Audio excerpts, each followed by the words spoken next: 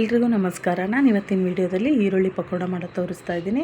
ತುಂಬ ಚೆನ್ನಾಗಿರುತ್ತೆ. ಈವ್ನಿಂಗ್ ಸ್ನ್ಯಾಕ್ಸಿಗೆ ಮಾಡ್ಕೋಬೋದು, ಬೆಳಗ್ಗೆ ಟಿಫನಿಗೂ ಮಾಡ್ಕೋಬೋದು. ಈಸಿಯಾಗಿ ಸಿಂಪಲಾಗಿ ಯಾರಾದರೂ ಗೆಸ್ಟ್ ಬರ್ತಾರೆ ಅಂದರೆ ತಕ್ಷಣವೇ ಮಾಡುವಂಥ ರೆಸಿಪಿ ಇದು. ತುಂಬ ಸಿಂಪಲ್ಲು, ತುಂಬ ಬೇಗನೆ ಆಗುವಂಥ ರೆಸಿಪಿ. ಇದು ಟೇಸ್ಟ್ ಕೂಡ ಸೂಪರಾಗಿರುತ್ತೆ. ಬನ್ನಿ ಹಾಗಿದ್ರೆ ಯಾವ ಥರ ಮಾಡೋದು ಅಂತ ನೋಡ್ಕೊಂಬರೋಣ. ನೋಡಿ, ಇಲ್ಲಿ ನಾನು ಒಂದು 7ರಿಂದ 8 ಈರುಳ್ಳಿನ ಚಿಕ್ಕದಾಗಿ ಉದ್ದಕ್ಕೆ ಸ್ಲೈಸ್ ಕಟ್ ಮಾಡಿ ಇಟ್ಕೊಂಡಿದ್ದೀನಿ. ಉದ್ದು ಎಷ್ಟು ತೆಳ್ಳ ಮಾಡ್ಕೋತೀವೋ ಅಷ್ಟು ಬೇಗ ಬೇಯುತ್ತೆ ಇದು. ಆಮೇಲೆ ಖಾರಕ್ಕೆ ಹಸಿಮೆಣ್ಸಿನ್ಕಾಯಿ ಒಂದು 3 ಮೆಣಸಿನ್ಕಾಯಿನ ಚಿಕ್ಕದಾಗಿ ಕಟ್ ಮಾಡ್ಕೊಂಡಿದ್ದೀನಿ.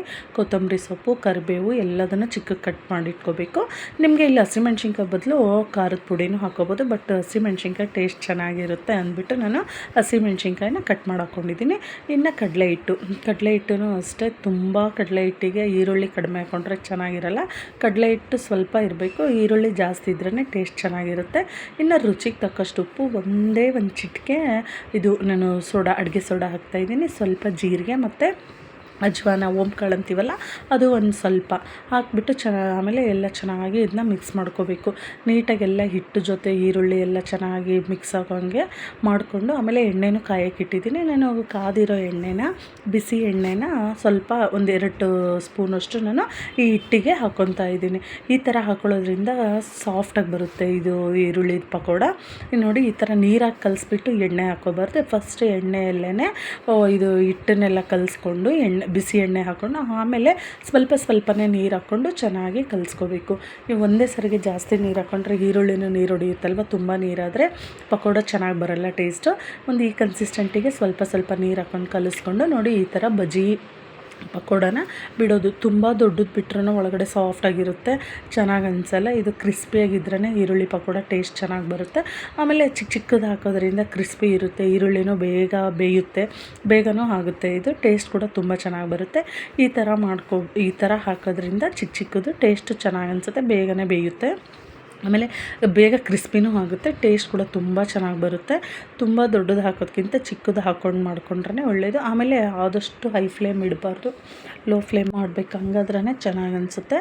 ನೋಡಿ, ಟರ್ನ್ ಮಾಡ್ತಾನೆ ಇರಬೇಕು, ಲೋ ಫ್ಲೇಮಲ್ಲೇ ಇಟ್ಕೊಂಡು ಅವಾಗವಾಗ ಹಿಂಗೆ ಟರ್ನ್ ಮಾಡಿಬಿಟ್ಟು 2 ಸೈಡು ಚೆನ್ನಾಗಿ ಈ ಥರ ಬೇಯಿಸ್ಕೊಂಡು ಮಾಡೋದ್ರಿಂದ ಚೆನ್ನಾಗಿ ಬೇಯುತ್ತೆ. ಇದು ಕಲರ್ ಕೂಡ ಚೇಂಜ್ ಆಗುತ್ತೆ. ಆಮೇಲೆ ತುಂಬ ನಾವು ಫ್ಲೇಮ್ ಜಾಸ್ತಿ ಇಟ್ಕೊಂಡ್ರೆ ಸೀದೋಗ್ಬಿಡುತ್ತೆ ಒಳಗಡೆ. ಚೆನ್ನಾಗಿ ಈರುಳ್ಳಿ ಎಲ್ಲ ನೀಟಾಗಿ ಅದು ಬೆಂದಿರಲ್ಲ, ಟೇಸ್ಟ್ ಅಷ್ಟೊಂದು ಚೆನ್ನಾಗಿ ಬರಲ್ಲ, ಕ್ರಿಸ್ಪಿನೂ ಅನಿಸಲ್ಲ.